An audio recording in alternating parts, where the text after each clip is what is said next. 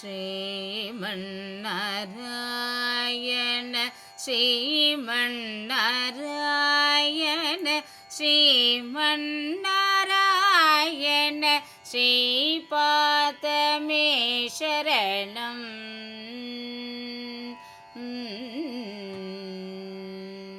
Hello friends, இன்றைக்கி நம்ம கோவிலில் செய்கிற மாதிரி புளியோதரை எப்படி செய்யலான்னு பார்க்கலாமா?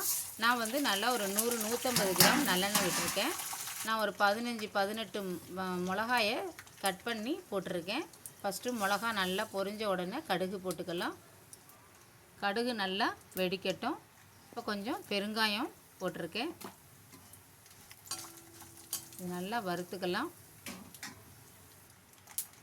கொஞ்சம் மஞ்சத்தூள் போட்டுக்கலாம்.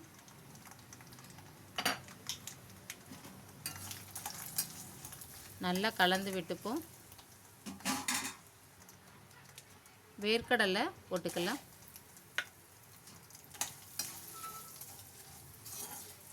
வேர்க்கடலைலாம் நல்லா வறுபட்டு எடுத்து இப்போ நம்ம கொஞ்சம் கருவேப்பிலை கொஞ்சம் நிறையா போட்டுக்கலாம்.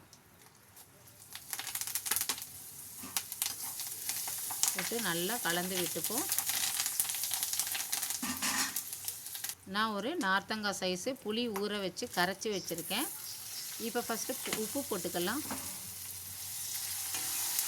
நல்லா கலந்து விட்ட பிறகு இப்போ நம்ம புளியை கரைச்சி ஊற்றிக்கலாம். அதில் நல்லா புளியை வந்து நல்லா கூழாக கரைச்சி விட்டுக்கலாம். நல்லா கலந்து விட்டுப்போம்.